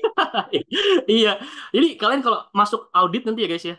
Yang masuk audit mau di Big Ten, Big Four, kalau kalian ditembak sama klien emang materiality-nya berapa, jangan ngomong. Kalian Biasanya kalian bilang aja, sorry Pak itu classified, itu punya auditor, itu aja guys. biasa diajakin ngopi pas jam makan siang bocor tuh Mas. Anak magang, ayo Jangan ngopi sampai tuh, jangan. Ah, ngopi digali-gali sama auditi. Nah, aman. iya jangan. Oke, lanjut. Makanya asik tau teman-teman kalau di auditor itu sumpah banyak banget. Ya, Yang tadi yang ngaudit distributor, ngaudit tambang, ngaudit rumah sakit, ngaudit iya, hotel paling enak sih Mas. Sumpah iya. kita tuh Karena nginep ya Mas ya. Hah? Iya nginep, Iya, nginep, kita nginep. kita dapat. Apalagi kalau kita Iya, stok of name berapa bantal, berapa piring, berapa ini, itu kita dikasih yes, nginep, cuy. Wih, enak banget rumah sakit tuh guys. bener. Rumah sakit Iya, dikasih nginep tapi agak bangsalnya tuh gelap banget gitu. siap. Iya. Jadi ini sekedar ngobrol santai nih Mas ya. Temen Iya, saya tuh ada yang di Bali Mas. oke. Audit di Bali, dia nginep sampai 3 bulan di villa. Audit itu As di villa di Bali. 3 bulan guys. itu Semalam itu bisa 2 juta. 2 juta widih. lebih. Iya. Itu Wah, enak, semua di provide, mau makan pagi, siang, malam tuh bener di provide. Jadi kayak kalian cuma duduk tenang audit aja udah kelar. enak banget ya Enak kan? Satria. Enak banget Enak, Satria. enak banget. Itulah Tapi enaknya yang gitu. perlu iya, yang perlu kalian tahu, semakin tinggi derajat audit kalian, KP kalian itu semakin tinggi juga klien-klien yang kalian pegang. Betul. Kayak misalkan kalian di KP Big Four ya pasti nge-handle kliennya yang besar-besar, yang klien-klien Betul. raksasa gitu ya. Tapi Iya, kalau misalkan kalian di audit non Big Ten, mungkin klien-klien kecil begitu guys. betul. Itu setuju banget dan memang memang kayak gitu hukumnya gitu. Ah, Lanjut. agree, agree. Eh, Kak, boleh nggak breakdown kasus Satyam? Oh, Faiz nih, kasus Satyam Mas Aldi lumayan paham. Satyam, Satyam panjang loh mas. Iya. Mungkin mungkin Mungkin di nanti lain nanti di di next lain ini. season kali ya, kita bahas-bahas Iya, siklus skandal-skandal apa kasus-kasus tuh kali ya. panjang. Iya, Boleh, terus boleh, boleh. lumayan panjang banget. Tapi memang pada prinsipnya adalah manipulasi laporan keuangan aja. Deh. Yes. Kak, mau tanya step dan rules untuk CPA dong. Step dan rules untuk CPA. Kalian kalau misalkan untuk CPA ya tinggal lihat aja guys di websitenya IAPI ya, atau Ikatan Akuntan Publik Indonesia. Di situ udah lengkap banget. Kalian mau ya apa mau CPA itu kayak gimana, cara kalian dapetin ACPA itu seperti apa, modul-modulnya pun ada juga di sana. Kalian tinggal belajar nanti di sana guys. Oke. Tapi yang perlu di take notes kalau misalkan untuk CPA ini sekedar ini ya, bukannya menjelekkan beberapa institusi, tapi untuk si adminnya tuh lama gitu loh. Jadi kalau misalkan kalian mau minat mengambil CPA, kalian harus udah prepare nih dari selesai kuliah, harus udah prepare nih langsung. Misalkan mau langsung ngambil ujian CPA, pasti kan kalian harus harus ngelakuin level dasar kan, Ya, dasar, middle sama yang advance-nya. Kalian udah harus apply itu apaan aja dokumen-dokumen yang dibutuhin ya, misalkan ijazah, foto 3x4, ya. nanti misalkan apa-apa lagi. Karena untuk admin tuh lama banget urusan administrasinya guys. Dibandingkan kalian mau ujian CA. Gitu. CPA. Kalau CA itu satset mas, satset banget. Ya, ya. Ujiannya juga banyak gitu loh. Gitu sih. Oke, siap. Bang, mau tanya kalau untuk adjustment gimana caranya? Ini sebetulnya basic banget untuk adjustment. Mungkin Mas Aldi Adjust. Kalau misalkan punya dari tanggapannya. saya adjust. Oke. Jadi itu kalau nanti mungkin Mas Angga bisa nambahin ya kan dari Betul, apa betul. namanya dari manajemen sendiri kan. Kalau dari adjustment sendiri auditor tuh biasanya kita minta guys, minta adjustment apa aja dari dari si klien gitu ya. Namanya CADE ya. Nanti iya KJ, client adjustment, Adjustment client Journal client Entry. adjustment journal entries kalau kalau Betul. kalau nggak salah. Itu kan ada CAJ, PAJ, RJE kalau nggak salah tuh. Nah, itu singkatan-singkatan itu Nah, kan yang mesti tahu tuh. iya tuh, cuman saya lupa sih detail, cuman saya tahu tuh fungsinya untuk apa gitu loh. Iya, iya. Nah, jadi intinya kurang lebih gini guys. Jadi pas awal kita dapetin balance sheet sama income statement dari klien, itu kita langsung automatically minta jurnal jurnal adjustment itu apa aja gitu loh. Nah, nanti itu kita masukin ke adjustmentnya tuh. Nah, nanti hasil dari apa namanya adjustment itu harus sama kayak angka yang audited gitu loh guys. Harus reflect ke financial statement gitu. Jadi nanti kalau misalkan ada lagi nih, misalkan auditor menemukan lagi nih apa angka-angka yang harus di-adjust atau yang harus direklas, nah itu kita nanti communicate lagi nih ke si klien kira-kira apa namanya dia agree nggak dengan adjustment-adjustment ini ataupun reklas-reklas ini. Misalkan untuk reklas akun yang semestinya masuk di A tapi malah masuknya di C gitu. Nanti itu mau kita balikin ke A. Tapi lagi-lagi kita harus communicate sama manajer sama partner level. Kira-kira manajemen partner level ini udah agree belum sih nih? Manajer kita kalau misalnya dia agree baru kita scale up ke klien gitu guys. Oke, jadi sedikit nambahin teman-teman kalau misalkan di kita gitu di akun Tanya Dong juga ini sebetulnya hal basic gitu ya adjustment gitu ya. Jadi adjustment ini bisa menambah profit atau mengurangi profit nantinya. Nah, ini Yes. kita mesti discuss dulu sama klien. Karena jadi laporan keuangan itu kayak tadi Mas Aldi bilang ada PBC, Prepare by Client, nanti ada laporan keuangan audit ya, audited gitu kan. Yes. Nah, Ya, itu angka audited, audited. angka klien dengan angka audited itu pasti akan beda. Bedanya kenapa? Karena akan adjustment ini gitu Ya, karena reclass ini. Nah, jadi intinya ketika kita ngaudit angkanya akan kita kunci yaitu di adjust yes. gitu. Angkanya udah Tidak kita lock angkanya. udah kita lock ya kayak gitu. Nah, Iya. hal-hal Jadi yang kayak nggak gitu bakal ada adjustment. Iya. betul, angkanya udah di lock, udah nggak bisa di adjust lagi gitu. Jadi ya kayak gitulah teman-teman. Makanya kita suka bilang kalau kalian mau paham banget accounting, coba tolong masuk ke audit. Itu banyak banget Yes. ilmunya gitu teman-teman. Oke. Kita Oh. lanjut lagi. Ini masih 42 pertanyaan nih mas. Banyak banget. Ini cepat dua sumpah. PSAK Dua. 3, Oke, gas PSAK lah. 3 kayaknya kita skip dulu ya untuk ngomongin PSAK ya. Iya, Ini panjang banget iya tuh PSAK PSAK 3. 3. Iya, Sumpah. PSAK panjang. Nanti kita bikin sesi selanjutnya, makanya kalian follow akun Tanya Dong, follow juga Okane Talks, terus kita Yes. bikin konten, kalian komen mau bahas apa, mau bahas apa, Iya. dan kita juga bisa tahu, oh audiens kita mau bahas tentang ini, kita bisa bikin webinarnya Yes. teman-teman, gitu. Yep. Kalau kalian nggak pernah komen, diam-diam aja, nggak nge-like, nggak apa, kita juga nggak tahu kebutuhan kalian apa. Yes. Oke. Kebutuhannya apa? Oke. Jadi Agree, silakan Mas. kalian komennya, Kak, misalkan kontennya tentang apa, Kak? Bahas aku tentang PSAK 70 dong. Monggo, silakan. Seenggaknya kita tahu Iya, kalian guys. apa. Iya, kebutuhannya apa? Silakan like, silakan komen, Boleh, boleh, nggak boleh. apa-apa gitu. Kalau kalian nggak komen, kita bingung karena komunikasi ya is key ya Mas Is ya. the key, Mas ya. Iya. Ini banyak masih 45 loh, masih banyak banget sumpah. Ini fase udah lewat Antusiasnya berapa menit tapi banyak lanjut. banget ya mahasiswa ini, Mas ya. Banyak banget kayaknya yang pengen jadi auditor nih, Mas. Makanya nih dari Sandi. Ini nggak apa-apa Mas Aldi, kita Oh, lanjut dikit ya. gas, gas. Nggak apa-apa, Mas. Masih belum mau kemana-mana ya, Sabtu siang. Nggak aman. Mencerdaskan anak bangsa. Ya, Harus bisa pikir mahal, Mas. sesuai undang-undang mencerdaskan kehidupan berbangsa. Lanjut. Bekal Siap. bekal apa yang perlu disiapkan bila ingin bekerja sebagai associate audit? Sebab saya Oke, sebetulnya memiliki background di bidang staf pajak. oke. Yang paling penting, yang paling utama, tadi follow dulu aku tanya dong sama Kaneto sama Mas ya, biar tahu Ya, kayak biar tahu gimana kehidupan basicnya auditor gitu kan. bayangan-bayangannya Ah, ya. iya ada bayangan, pasti itu kan. Dengan mengikuti webinar ini pun kalian udah dapat gambaran gitu kan, kurang lebih auditor kayak gimana gitu kan. Paling utama dan yang terpenting Excel. Excel tuh udah kayak sehari-hari banget. Nggak mungkin sehari nggak buka Excel gitu loh. Itu udah paling penting banget deh. Nanti nanti mungkin Mas Mas Angga buka ini ya, buka kelas apa namanya Excel Excel for Ya, Auditor gitu ya Mas ya. ya, Nanti ya. nanti kita nggak bahas nih kira-kira rumus yang sering dipakai sama Dipakai. auditor tuh apa aja gitu kan. Ya, Iya kan? Cara misalkan misalkan kita pakai XLOOKUP, VLOOKUP, HLOOKUP ataupun index and match macam-macam banyak lah ya, intinya. betul. Nah, habis itu ya tadi selanjutnya kalian harus paham flow-nya audit itu seperti apa gitu guys. Sama yang terpenting koneksi dan relasi. Itu yang paling penting sih. Makanya join join WhatsApp-nya ini Mas ya. Ya, Coba kita coba. WhatsApp-nya di grup itu. Betul. Betul. Iya, Jangan gak usah pasif-pasif, biarin aja. Lebih baik kalian salah sekarang, nggak tahu sekarang, tapi ada kita yang bisa agree. bantuin kalian gitu loh. Dibanding Iya, asal. karena iya, karena kalau misalkan kalian udah masuk ke AP, apalagi nanti seniornya ngeselin gitu Mas ya. Itu banyak Mas ceritanya Mas. Ya, Senior saya ngeselin nggak mau ngajarin. Nah, makanya nih kita provide nih kan ya. Di ya. provide gimana sih kira-kira gambaran auditor kalau misalkan kalian ada yang nggak paham bisa langsung ditanya, speak up aja gitu guys. Atau misalkan Mas Aldi ada senior yang ninggalin juniornya di klien ya Mas. Ada, Terus ada tiba-tiba Mas, ada.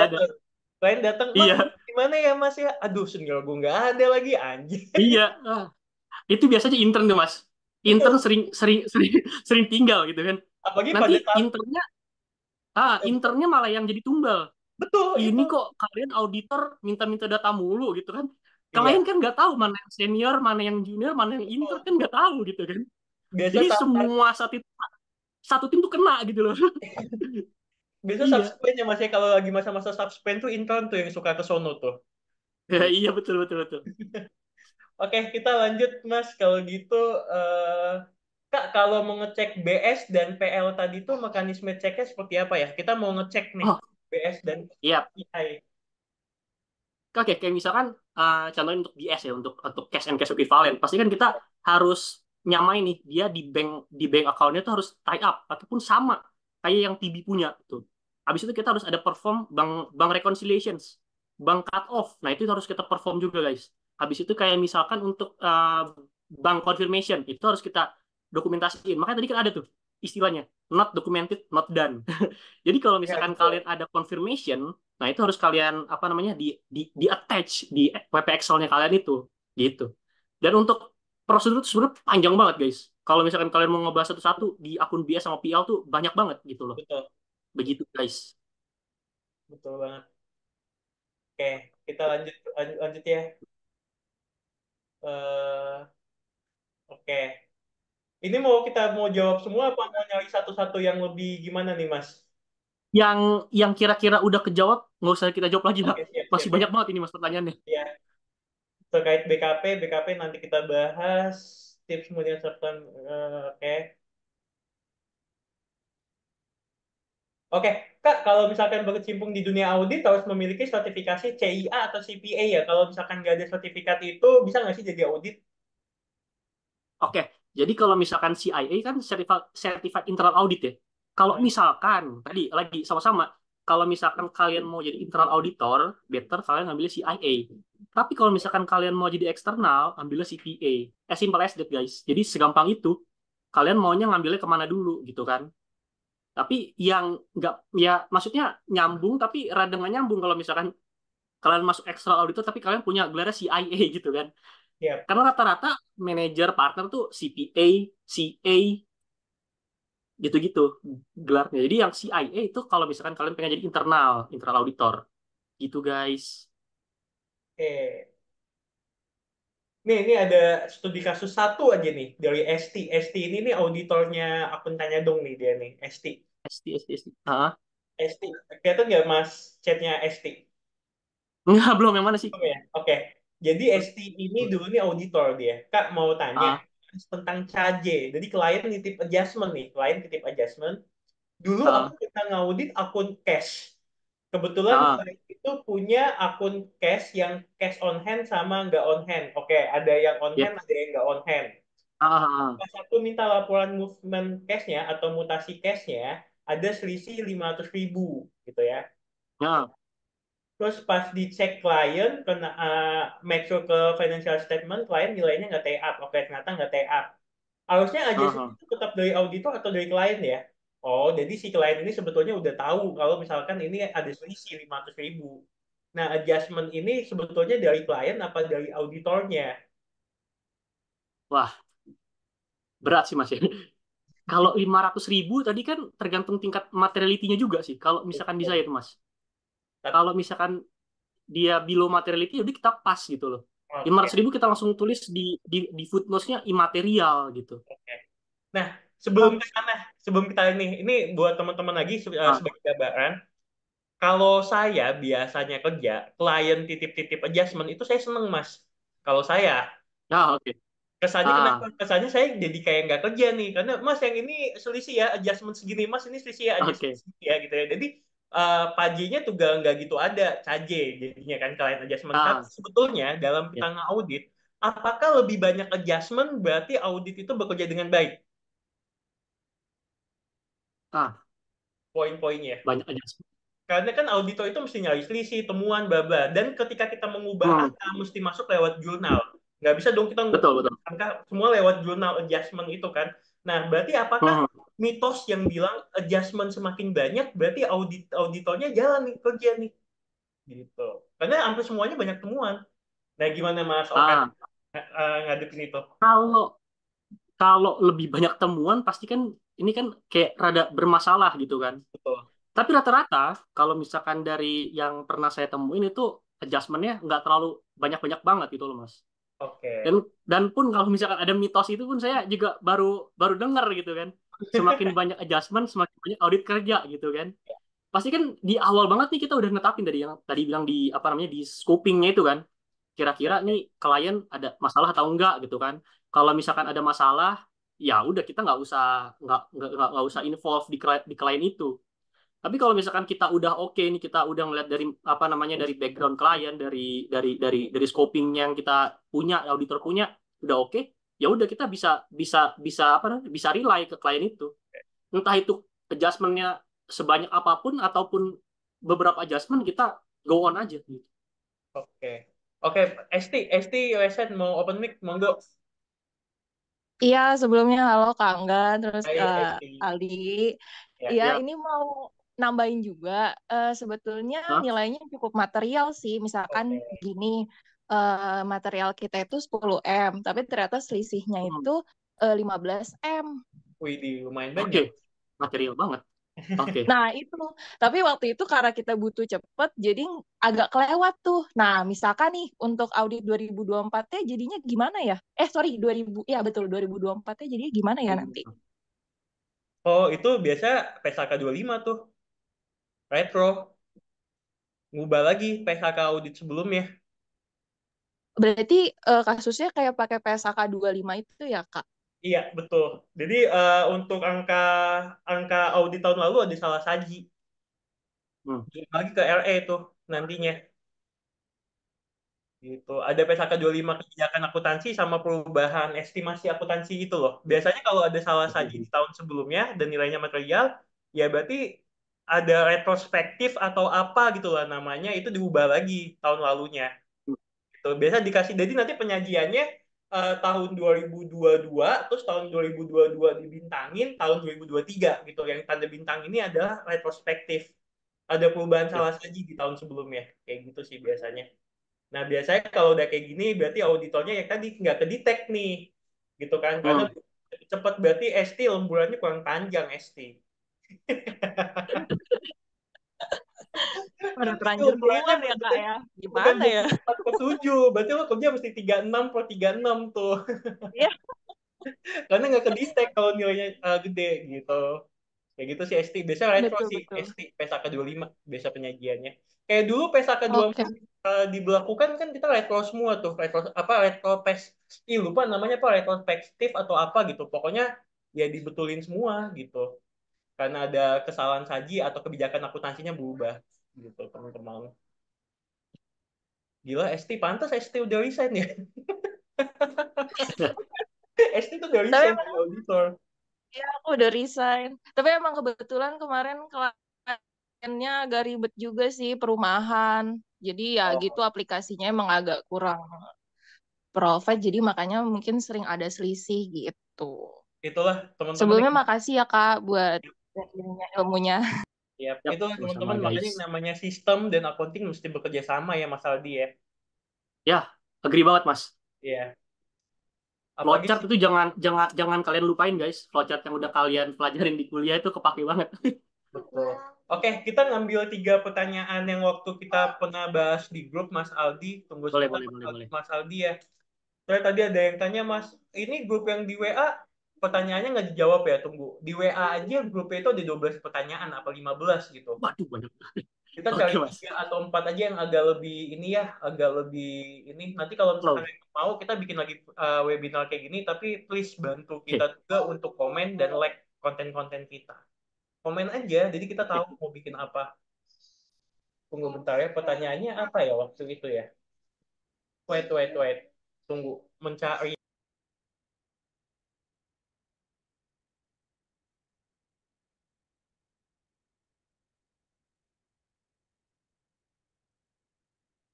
Atau teman-teman ada yang tunggu ya. Waktu itu pernah share ke Mas Aldi deh. Pertanyaannya nih Boleh Mas. tuh Mas, pertanyaan yang mudah-mudah aja Mas. Jangan yang susah-susah. Tunggu ya teman-teman. Wait. Karena memang auditor itu seasik itu. Intinya betul kata Mas Aldi. Mumpung kalian baru lulus, jangan lihat gajinya dulu. Cari dulu aja Yes. ilmunya. Nanti ketika kalian Agree udah banget. punya value, kalian bisa ngedetect itu fraud, udah bisa bikin SOP, gaji kalian bisa lumayan lebih naik loh. Ketika kalian pindah Agree, ke agree. company. Sumpah. Jangan lupa sertifikasinya guys. Oh ya, sertifikasi juga. Betul. Yes. Karena sertifikasi itu tiap tahun itu juga mesti diupdate ya, Mas ya? Agree Mas, jadi kita ada namanya SKP itu. Jadi Betul. kalau misalkan kita udah punya CA or CPA itu nanti kita ada beberapa SKP yang harus dipenuhi setiap tahunnya gitu. Betul. Jadi kita harus ngikutin webinar jadi untuk update pengetahuan kita di bidang accounting or audit. Makanya saya suka bilang mendingan ngambil mana Kak, CA atau S2? Kalau saya pribadi mendingan ngambil CA. Karena Nah, agree banget Mas. tiap tahun itu Agree, kalian agree. Setuju, sertifikasi setuju. ujian, tapi kalau S2 Magister Accounting ya sampai kalian mati MAK gitu loh. Iya, Tapi iya. CA belum tentu karena tiap tahun tuh sertifikasi, sertifikasi, sertifikasi. Jadi lebih update. Jadi kalau gue bilang dengan Yes. SE, CA, BKP, bla bla bla, kalau mau S2 ya nanti aja lah usia 40-an atau Yes. 50-an. Gitu aja. Oke, Mas Aldi ini udah ketemu pertanyaannya. Tadi masalah resiko udah, beda eksternal audit udah, proses audit mencakup keuangan tadi udah dibahas. Mas Aldi tahu ini nggak isu tentang penjualan karbon, Oh, wacana isi tentang penjualan kredit karbon. karbon di tahun 2025. Pernah, pernah dengar. Kenapa tuh? Apa pertanyaan, Mas? Iya, tanggapannya gimana ya Mas? Dampaknya. Iya, wacana tentang audit karbon di tahun 2025 gimana tuh Mas? Oke. Kalau audit karbon ya, tadi saya sempat browsing juga. Untuk audit karbon itu dia belum belum ada peraturan yang benar-benar ngejelasin banget audit karbon ya Mas ya. Cuman kalau misalkan yang saya temuin itu ada beberapa di POJK sih Mas ya. Dia Iya, ngejelasin tapi nggak yang secara detail. Ha-ha. betul. Mungkin kalau misalkan dia audit karbon, yang saya lebih kuriusin lagi tuh, mungkin auditornya nggak pakai yang general audit gitu Mas. Betul. Mungkin ada audit sendiri gitu. Ya, Karena saya yakin untuk PSAK 72 pendapatannya tuh bakalan lebih ribet lagi gitu kan. betul. Karena nih auditor harus benar paham gimana cara dia menghasilkan pendapatan gitu ya. Betul. Nanti pun saya juga kurang tahu lah itu gimana nanti TOC-nya dia tuh seperti apa karena kita pun belum ada case di audit karbon gitu. Gitu sih. Yang pasti itu bakalan lebih kompleks lagi sih guys. Pasti sih kayak gitu memang. Ya. Makanya asik ya, penting. Oh, asik. Oke, kayaknya yang dari grup itu aja deh. Selebihnya yang udah teman-teman bahas juga di mana di kalau Agree. kalau gitu mungkin sudah sampai sini. Teman-teman ada yang mau ditanyakan lagi nggak sebelum kita udahan sesi ini? Atau dua pertanyaan lagi. Kalau nggak ada, kita open cam, kita foto sama-sama teman-teman buat Boleh. kasih kita sama-sama. Oke, kalau Tapi nanti gitu, jangan lupa ya guys, di posting di story-nya apa namanya? Akun tanya dong ya. iya. Aku nanya dong sama Okane Talks juga ya, silakan. Siap. Dan kalian jangan pernah malu sama kita, Kak, balas ini, Kak, komen ini di grup juga tanya aja udah. Please, ini buat kalian juga nantinya. Kita cuma bantu-bantu aja. Ayo teman-teman boleh, Mas Mulyawan udah open mic, atau Mas Tina udah open mic. Halo Tina.